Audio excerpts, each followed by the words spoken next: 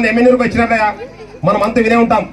ఆ రోజు ఎమ్మెల్యే సభలో చెప్తున్నారు, ఒక్కొక్క వైఎస్ఆర్ పార్టీ ఎమ్మెల్యే అభ్యర్థులకు పరిచయం చేస్తూ ఈయన బాలనాగిరెడ్డి చాలా బీదవాడు, ఈయనకి ఏం లేదు,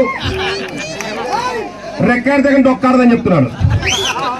మరి ఇసుక మీద దుడ్లాడికి బాయా, సరాయ మీద దుడ్లాడికి బాయా, ఎన్నికల మీద దుడ్లాడికి బాయా, రోడ్లు వేయకుండా రోడ్లు వేసామని డబ్బులు ఆడికి బాయా, కోట్ల సంపాదించినే. పేదవాడిది ఎక్కడైనా ప్రభుత్వ భూమిన్నా పేదవాడి భూములన్నీ కూడా స్వాహా చేస్తే కడుపు నింపుకుంటే హాజరు కాబట్టి నాకు చాలా సంతోషదాయకం. ఈరోజు మనమంతా ఒకటే ఆలోచన చేయాలి. చంద్రబాబు నాయుడు గారు ఎవరికి టికెట్ ఇచ్చాడు, జగన్మోహన్ రెడ్డి ఎవరికి టికెట్ ఇచ్చాడు. జగన్మోహన్ రెడ్డి గత 15 సంవత్సరాల నుంచి ఒక రెడ్డి కులానికి ఇస్తున్నాడు. ఈరోజు మన చంద్రబాబు నాయుడు గారు మంత్రాలయం నియోజకవర్గంలో బీసీలు ఎక్కున్నారు, ప్రత్యేకించి వాల్మీకులు ఎక్కున్నారు. కాబట్టి వాల్మీకుల టికెట్ ఇవ్వాలనే ఉద్దేశంతో ఈరోజు మనం మాధవరం రామిరెడ్డి గారి కుమారుడైనటువంటి రాఘవేంద్ర రెడ్డి గారికి ఇవ్వడం జరిగింది.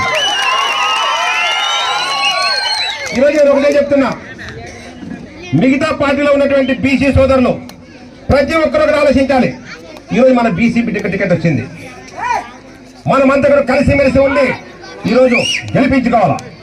బీసీలు అయితే వాల్మీకులు అయితేనేమి, కురువలు అయితేనేమి, సాగలు అయితేనేమి, మంగళాలు అయితేనేమి, ప్రతి ఒక్కరు బీసీ కులాలే కాదు, ఎస్సీ కులాలు, ఎస్టీ కులాలు, మా రెడ్లు ప్రతి ఒక్కరు కూడా గెలిపించుకుని తీరాలి. గెలిపించాల్సిన అవసరం ఎంతో ఉంది. ఈరోజు మన రాష్ట్రం ఏమైపోతుంది, జగన్మోహన్ రెడ్డి గారు ఏం చేస్తున్నారు, పచ్చి మోసం చేస్తున్నారు. మన ఎమ్మెల్యేలకు వచ్చినట్టయా మనం అంతా వినే ఉంటాం. ఆ రోజు ఎమ్మెల్యే సభలో చెప్తున్నారు, ఒక్కొక్క వైఎస్ఆర్ పార్టీ ఎమ్మెల్యే అభ్యర్థులకు పరిచయం చేస్తూ ఈయన బాలనాగిరెడ్డి చాలా బీదవాడు, ఈయనకి ఏం లేదు,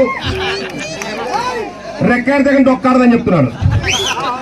మరి ఇసుక మీద దుడ్లాడికి బాయా, సరాయ మీద దుడ్లాడికి బాయా, ఎన్నికల మీద దుడ్లాడికి బాయా,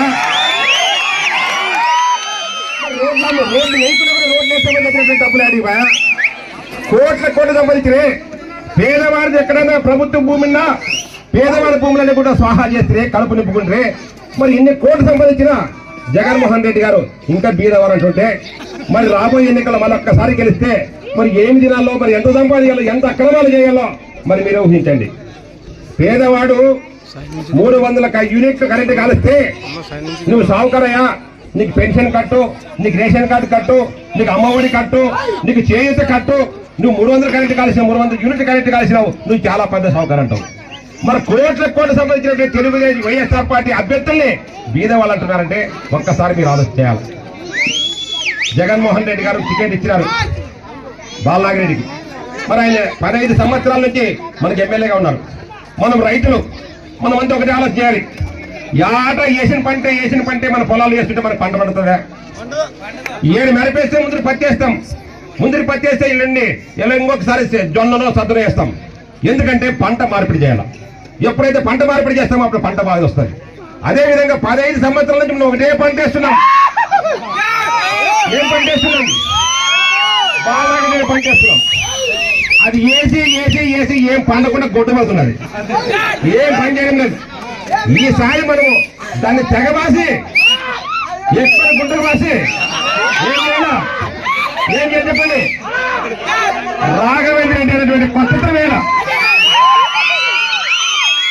కొత్త వేసి పంట తీయాల. ఈరోజు రెడ్డి కులస్తులే నేను చెప్తున్నా, కానీ ఎంతో మంది వాల్మీకులు, బీసీలు ఇంకా వేరే పార్టీలో ఉన్నారు.